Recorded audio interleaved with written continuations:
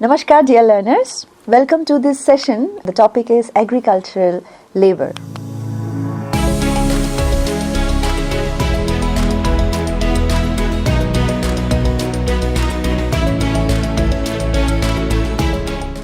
In the last session, we explored several fundamental aspects of agricultural labor, including the meaning and the characteristics of agricultural laborers, distinguishing them from the landowners, the various types of agricultural labor such as landless laborers, tenant farmers, family workers and migrant laborers. Also, we discussed about the employment conditions of agricultural laborers, whether they work on a seasonal, casual or permanent basis. We discuss about the prevalence of unemployment among agricultural laborers and how it affects the rural livelihoods.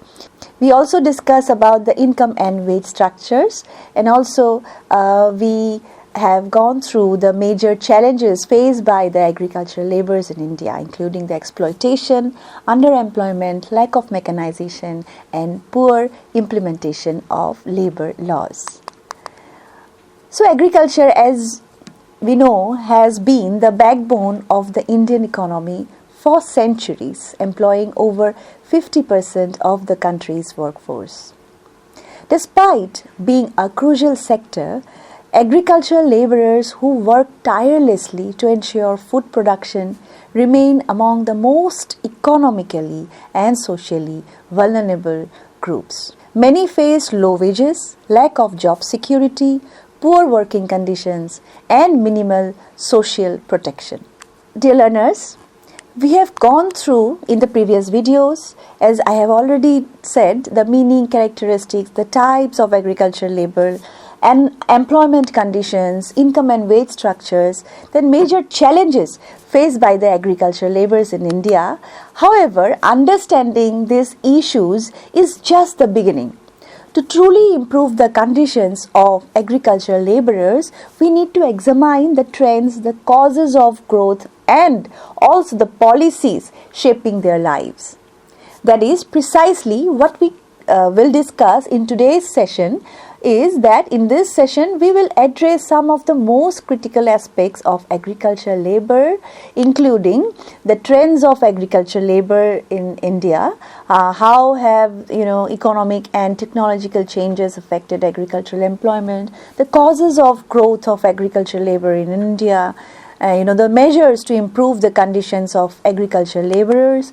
Then also we will discuss about the state policies for agricultural laborers. What role do state governments play in improving working conditions? Also, we will discuss about the government schemes for agricultural laborers. So what social security and financial programs support them. So this discussion will definitely help us gaining a deeper understanding of how agricultural labor is changing and what steps are being taken to improve their livelihoods. So dear learners, let's begin with the first topic, that is the trends of agricultural labor in India. So far as the size of agricultural laborers is concerned, there are no accurate estimates. There are divergent reports of various committees and commissions on the number of agricultural laborers, their income and the living standards. The common opinion is that over a period of time, the size of agricultural labor has tended to swell. Census 1881 recorded their number as 75 lakhs. Census 1951 showed it to be 280 lakhs. Census 1981 recorded it to be 555 lakhs and Census 2001 estimated it to be 1,074 lakhs. It is amazing that even a percentage of total workforce in the country, the size of agricultural labor continues to swell. It was nearly 17% in 1901 and nearly 27% in the year 2001. It is to be noted And however, is the fact that between the census 1971 and census 2001, this percentage has tended to stabilize around 26 to 27%. As per 2011 census, the population counted as cultivators and agricultural labor increased from 22.62 million to 26.05 million. Between the year 2017-18 and 2023-24, India saw a significant increase of 68 million agricultural workers or laborers, reversing the previous trend where 66 million workers existed. The sector between 2004 to 2005 and 2017 to 2008. This is a report from LiveMint 2024. And this shift highlights the growing dependence on agriculture for employment, particularly in rural areas. The female workers in agriculture grew by 66.6 million, while the male employment in the sector increased only marginally by 1.4 million. This has been reported in LiveMint 2024, and as a result, the proportion of rural female engaged in agriculture jumped from 12.8% in the year 2017-18 to 26.8% in the year 2023-24. Whereas the share of rural males remains stable at around 27 to 28%. This trend suggests an increased reliance on women for agricultural work, possibly due to economic distress or limited non-agricultural employment opportunities. Despite agriculture employing approximately 46% of India's total workforce, its contribution of the country's gross domestic product remains low at 18%. This is a report in Times of India 2024. And this disparity reflects the sector's low productivity compared to industries such as manufacturing or services. The agriculture sector grew at an average annual rate of 5% from 2016-17 to 2022-23, showcasing resilience despite economic challenges.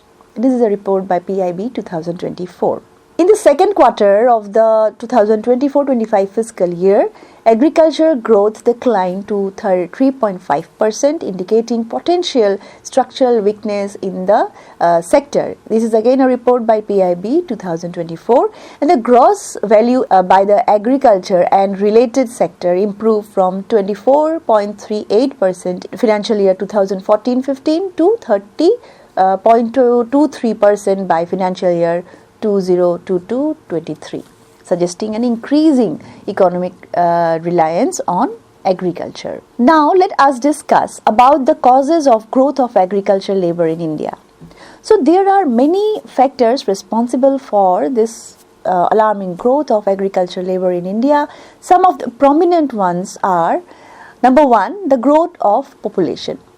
A rapid population growth is the principal cause of the rapid rise in the size of agricultural labor in India. Since the year 1921, the year of great divide in the demographic history of India, population has tended to rise at an explosive rate. And pace of economic growth, on the other hand, failed to generate adequate employment opportunities in the secondary and tertiary sector. Consequently, additional workforce has been compelled to engage itself in agricultural sector. Again, lack of vocational avenues outside agriculture. In India, vocational avenues outside agriculture are lacking. As a result, workforce which emerges largely in the rural areas continues to be confined to rural areas, compounding its dependence on agriculture by way of agricultural labor. Again, thirdly, decline of village industry. During the pre-British period, rural economy of India was significantly nurtured by the village industry. It has moderated the pressure of population on land, but the British period witnessed the decay of cottage industry. It also wiped out opportunities of employment. And accordingly, the bulk of working force had to depend on agriculture as a source of employment. So dependence on the agriculture enhanced, and it contributed to the expansion of the class of agricultural laborers. Again, mobility constraints. So mobility of labor in India depends not only on economic factors alone, it is significantly influenced by family as well as social considerations. These considerations have often acted as a constraint in the movement of labor from agriculture to non-agricultural pursuits, except temporarily during off-seasons. Then, indebtedness of small and marginal holders. Indebtedness has been the core characteristic of small and marginal holders in India. Pressure of indebtedness has forced them of these holders to sell off their land and join the ranks of landless agricultural laborers. Again, oppressive land tenurial system during the British rule. So British rule in India saw an oppressive land tenurial system. The landlords and zamindars often resorted to large scale eviction of the tenants with a view of enhancing their revenue. And permanent tenants were thus reduced to the status of landless laborers. Again, poor enforcement of land reforms after independence. So, zamindari system, a regressive system of land revenue, was abolished after independence. Also, ceiling on holdings was introduced and surplus land was redistributed among the small and marginal holders as well as among the landless laborers. But in most cases, the government failed to sustain the reforms.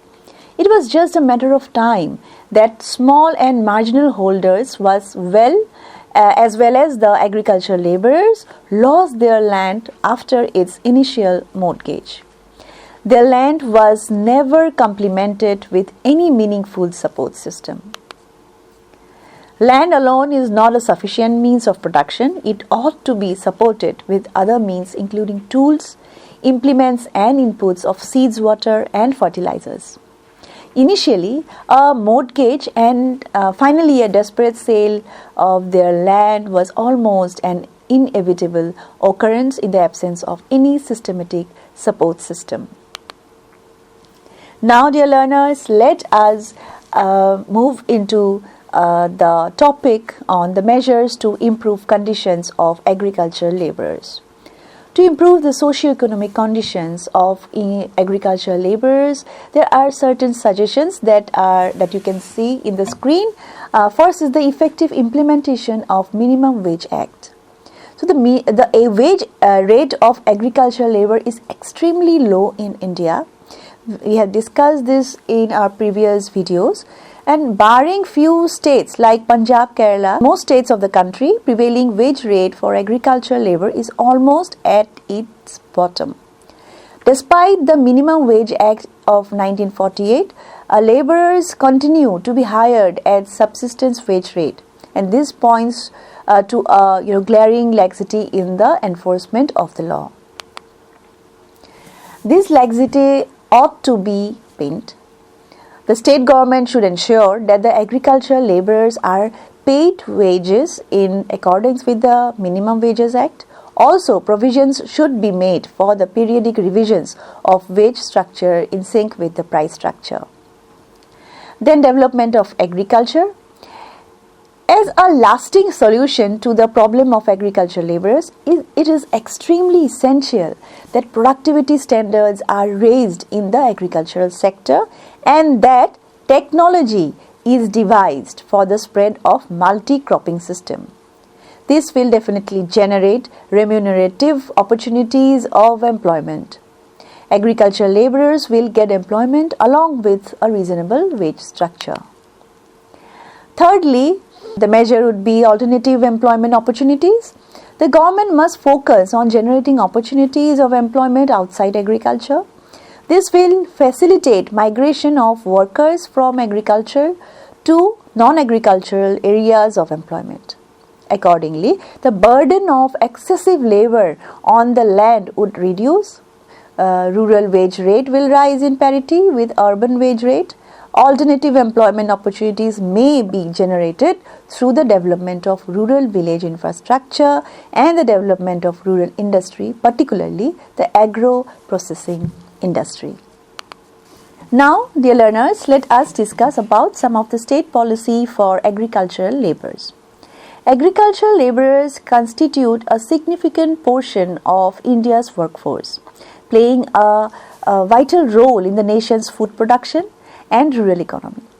Recognizing their importance and the challenges they face, both the central and the state governments have implemented various policies and schemes aimed to improving their socio-economic conditions. So, we will discuss some of the key initiatives and legislative measures designed to support agricultural laborers.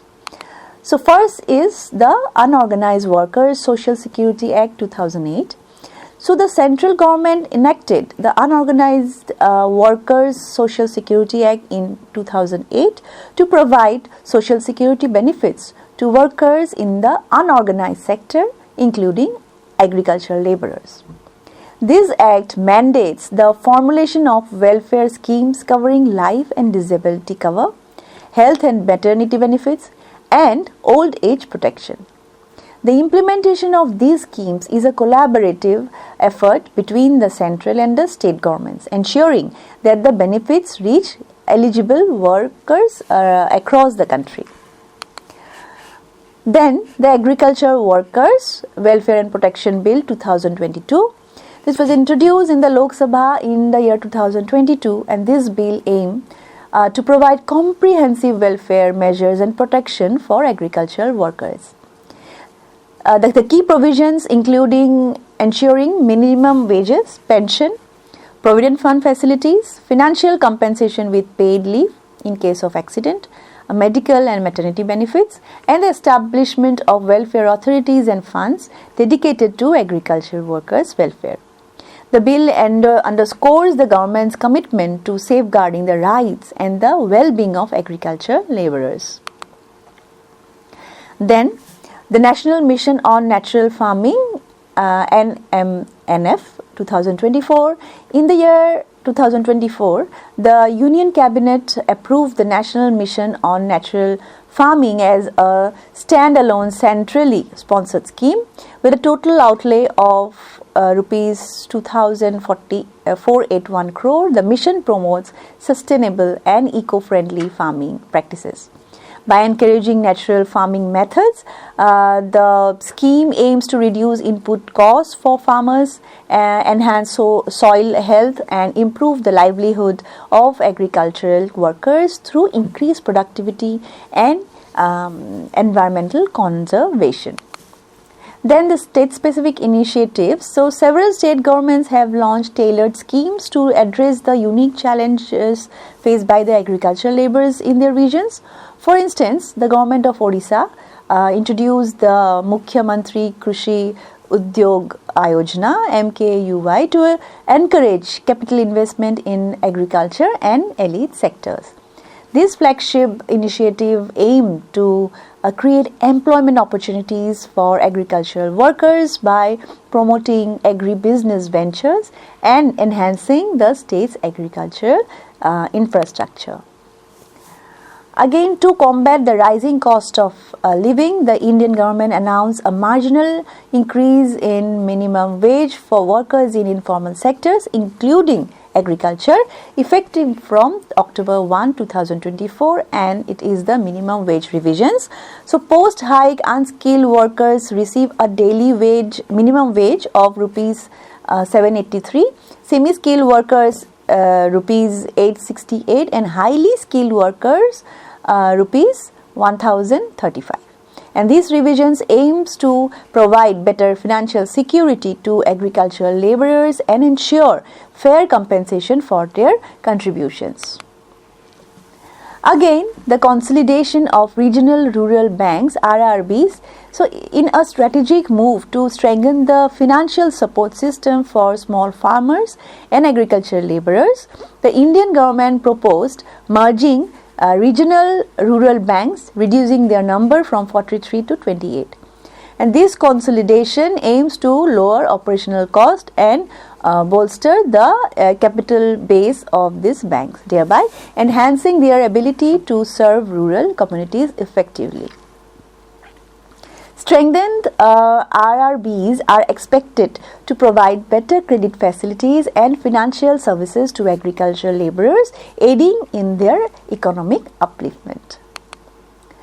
The Minimum Wage Rate Act was passed in the year 1948 in view of the practical difficulties of fixing minimum wages for agricultural laborers because of differing employment conditions. The first plan recommended that fixation of minimum wages should be covered first to improve the conditions of the agricultural laborers. Now, most of the states except Jammu Kashmir, Nagaland and Sikkim have been taken necessary legislation for fixing minimum wages. Then abolition of bonded labor. The practice of bonded labor should be abolished in order to improve the conditions of agricultural laborers. Because of this, the Bonded Labor System Abolition Act was passed in the year 1976, where about 2.51 lakhs bonded laborers were identified and freed in different parts of the country. Moreover, around 2.29 lakhs bonded labor were rehabilitated till the year 1995 in India. And agricultural laborers have been helped to settle on the land as cultivator, and for this purpose the ceiling on the land holdings was fixed by proper legislation under the land reform system. And because of this, 74 lakhs acres of land were identified as surplus land and around 45 lakhs were distributed among 41.5 lakhs landless laborers. Dear learners, let us now discuss other schemes also. From time to time, both state and central government have introduced various programs that we have discussed, and also some policies for the betterment of agricultural laborers. So some of them are Food for Work, National Rural Employment Program, Rural Landless Employment Guarantee Program, Jawahar Rozgar Yojana, etc. So some special programs are there for weaker sections as a part of the overall strategy of helping weaker sections of the population. Through special programs, agricultural laborers were given some special assistance. These programs were designed to promote social justice through the spread of the new technology. The programs were Small Farmers Development Agency (SFDA) and Marginal Farmers and Agricultural Laborers Development Agency (MFAL). They were developed for conducting various works like irrigation, land leveling, then poultry breeding, etc. Both the agencies were merged into one single program in the fifth plan. Let us discuss now some of the important policies. First, let us discuss about IRDP, that is Integrated Rural Development Program. Integrated Rural Development Program was launched in the year 1980 in all the blocks of the country. The main aim of this program was to provide productive assets or skills to the poor laborers so that they can employ themselves usefully to earn greater incomes and not remain unemployed. Again, there is Rural Landless Employment Guarantee Program (RLEGP). Rural Landless Employment Guarantee Program was launched during the 6th 5-year plan on 15 August 1983. It was totally a centrally sponsored scheme, and the agricultural labor as its entire cost was financed by the central government. The main purpose of this program was to provide guarantee of employment to at least one member of every rural landless households up to 100 days in a year and improve the standard of living of the poor. Again, there was a scheme that is the National Rural Employment Program (NREP). So NREP was introduced in the year 1980, but it became a regular plan program from 1981. This was centrally sponsored scheme where 50% assistance came from the central government. And the main purpose of this program was to extend the employment of around 300 to 400 million person per year and improve nutritional status and living standards of the rural people. Again, there is Mahatma Gandhi National Rural Employment Guarantee Act. Initially, the National Rural Employment Guarantee Act was launched in the year 2006. However, it was renamed as Mahatma Gandhi National Rural Employment Guarantee Act in the year 2009. And the main aim of this act is to provide jobs to the rural people, and it aims to enhance livelihood security in rural areas by providing at least 100 days of wage employment in a financial year to every household whose adult members volunteer to do unskilled manual work. Again, there is Swarna Jayanti Gram Swarajgar Yojana SGSY, and it was launched in the year 1999. Actually, the Integrated Rural Development Program IRDP and the elite programs such as Training of Rural Youth of Self-Employment TRYSM, Development of Women and Children in Rural Areas DWCRA, and Million Wells scheme have been reconstructed into a single self-employed program, and this is known as Swarna Jayanti Gram Swarajgar Yojana, and this program aimed to providing self-employment to the villagers through the establishment of self-help groups, that is SHGs. Kisan Credit Card Scheme was launched in the year 1998-99 on the basis of the model scheme prepared by NABARD, and this was innovative mechanism for facilitating short-run credit to agricultural laborers. To rescue the agricultural laborers or farmers from growing indebtedness, this scheme was launched in India. By introducing this scheme, the government of India tried to facilitate access to credit from commercial banks and regional rural banks to the farmers. So there are several schemes running in the country for agricultural laborers. Again, the Soil Health Card Scheme is launched in the year 1915, and this provides information to farmers on nutrients status of their soil along with recommendation on appropriate dosage of nutrients to be applied for improving the soil health and fertility. Again, there is Paragat Krishi Vikas Yojana, and it is being implemented with a view to promote organic farming in the country. Then there is Pradhan Mantri Krishi Sinchai Yojana, launched on the year 2015, and it is being implemented to expand cultivated areas with assured irrigation, reduce wastage of water and improve water use efficiency. Again, there is ENAM, that is National Agriculture Market. The National Agriculture Market Scheme envisages initiation of e-marketing platform at national level and to support creation of infrastructure to enable e-marketing 585 regulated markets across the country by the year 2018. It was done.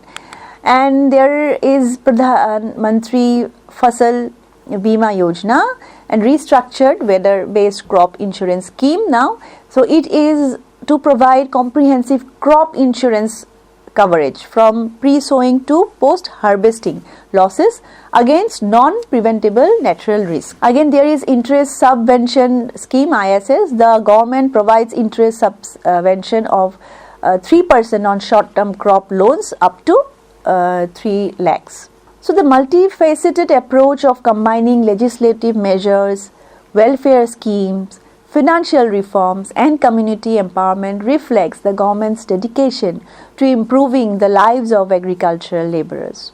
Continuous evaluation and adoption of the policies that we have discussed, the schemes that we have discussed, the programs that we have discussed are very essential to address emerging challenges and ensure that the benefits reach the intended beneficiaries, thereby fostering a more equitable and prosperous agricultural sector.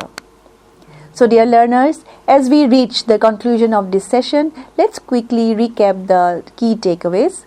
We discuss about the trends of the agricultural laborers in India. We discuss about the causes of the growth of agricultural labor, like factors like population growth, land fragmentation. Again, we discuss about measures to improve conditions, some policies for fair wages, employment security, social security. Again, we also discuss about the different policies for agricultural laborers, the government schemes, the programs for agricultural laborers like MGNREA, PM Kisan, Social Securities initiatives aim to improving rural livelihoods. While efforts has been made to improve the conditions of agricultural laborers, many challenges still persist, and some of the key issues that we discussed were low and irregular wages, lack of social security, seasonal and casual employment, impact of climate change, limited awareness of government schemes. So truly, to enhance the lives of the agricultural labor, it is really very essential to encourage fair employment practices, raise awareness among laborers, promote rural skill development, strengthen the policy that we have discussed implementation. So dear learners, with this, I would like to wrap up this module 8 on agricultural laborers. Thank you for joining this session. Keep learning, stay curious, and we'll see you in the next module. Thank you.